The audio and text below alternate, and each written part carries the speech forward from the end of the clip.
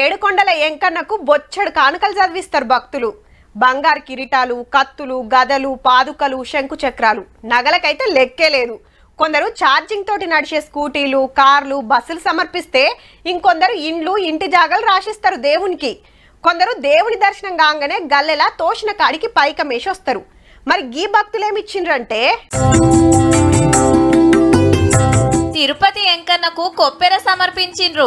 కొండ మీద భక్తులు కానుకలేస్తానికి గల్లెలు పెడతారు కదా, గివ్వే తెల్లని బట్టల రాగి ఇత్తడితో తయారు చేసిన గంగాలం పెట్టి గుడిలా కడతారు. భక్తులు గల్లెలేసిన కానుకలు ఏ రోజుకు ఆ రోజు ఎంచుతారన్నట్టు.